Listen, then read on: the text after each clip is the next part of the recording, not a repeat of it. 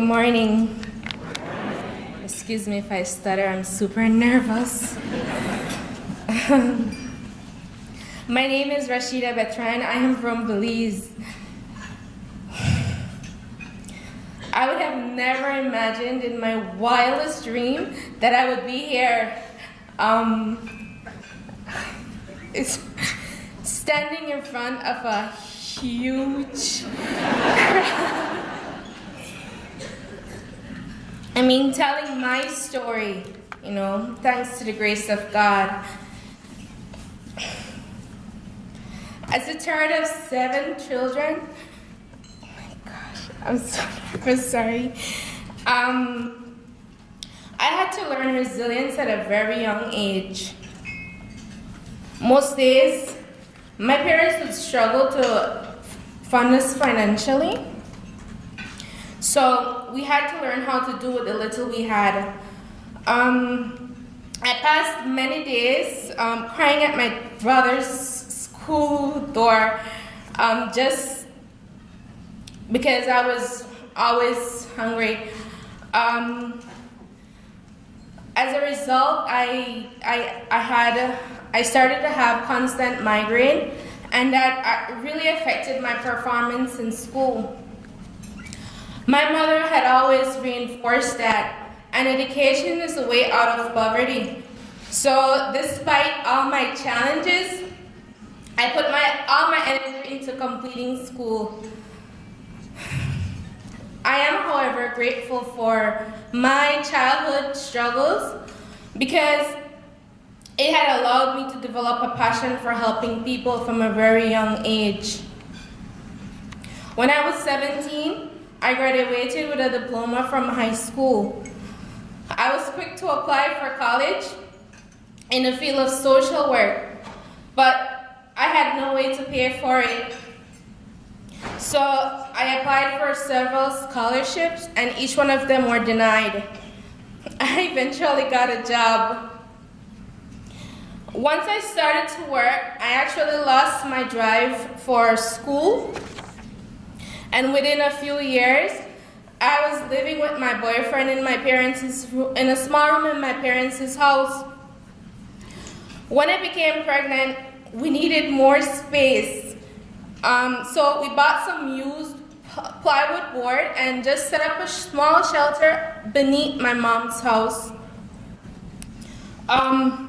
It was just temporary. It was just for a temporary stay. And at the age of 20, I had my first child, Aiden. This was when reality really hit me. Looking at this innocent child, I realized that a high school diploma was not sufficient to provide for his needs, and I surely did not want him to experience the childhood struggles that I went through. Aid's dad was very supportive, but he didn't have a steady source of income. So I knew that I would eventually need to find a job and go back to school. I actually paid for the first year of college and worked full-time, but it was really hard to work, go to school, and attend to a family on a minimum wage. My mom knew that I was struggling, so she encouraged me to apply for one more scholarship.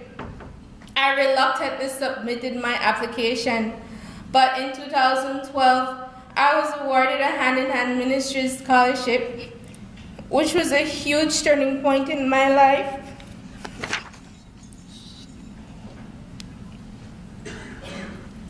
It felt like I was finally on track, ready to get the education that had eluded me for years. But then everything changed. In December of 2012, a day after I resigned from my job, Aid's dad died after being stabbed during an argument with his younger brother. I was devastated. I heard from my child because I knew that he will grow up without the love of his father as he turned into manhood. And I had no idea how I would have managed as a single single mother without a job. Even though the pain I felt was so severe, I chose to continue with school as the pressure kept me sane. I needed to stay strong for my child. I had to stay busy because I did not want to break. So when Hand in Hand asked me to volunteer at the office, I was quick to say yes, and they were generous enough to give me a small stipend that assisted with my travels and food.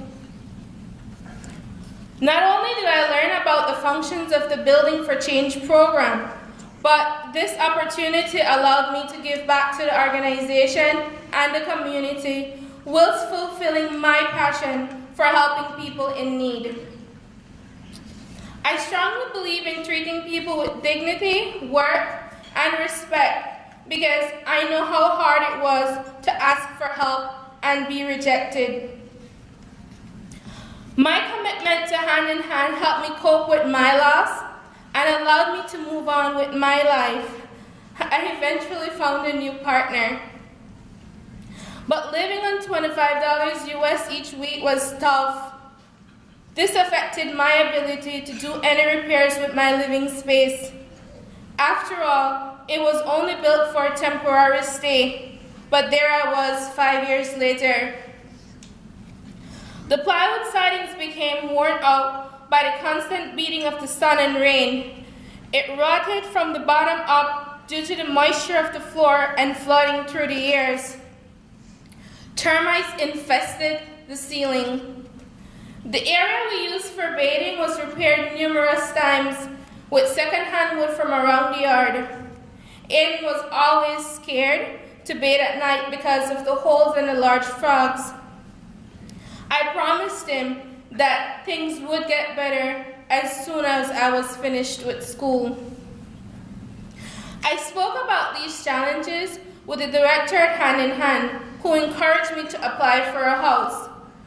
I refused to do it because I wanted to earn it on my own. And I believed that other people needed the help more than I did. It was until I became pregnant with my second child that I swallowed my pride and applied for a house. In 2015, 4 amazing, life-changing events happened to me. In June, I graduated with my associate's degree in social work. 1 week later, I gave birth to my second child, Marty. 2 weeks later, I received my house donated by the Calza family. And just about 2 weeks later, miraculously, Hand in Hand needed to hire a full-time social worker. And I was their first choice.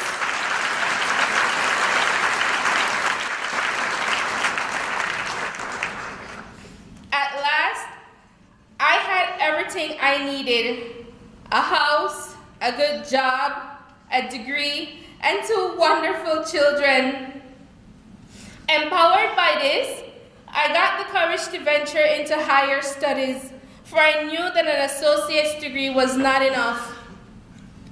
I needed to empower myself some more. So I started my bachelor's degree, and with my new salary, I was able to fund it on my own. I finally had the sense of confidence and independence as a woman. And then finally, on June 16th of this year, I stepped up to the podium and received my bachelor's degree in social work.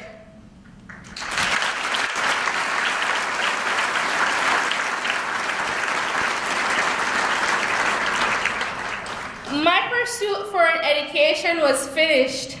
Well, so I thought, until the perfect opportunity arises for me to pursue a bachelor's degree in counseling, a new milestone I hope to soon pursue.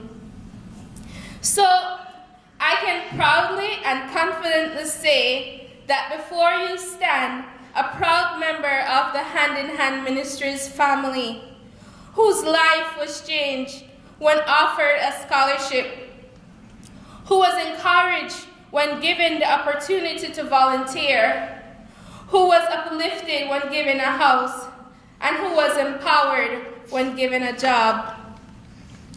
And as I look in the mirror each morning, preparing to go to work, I do so with a sense of pride and meaningfulness, as I am living proof that a small act of kindness can positively impact the life of a person in need. Hand in Hand Ministries changes lives indeed, and I am eternally grateful and will be a part of this family forever. Thank you.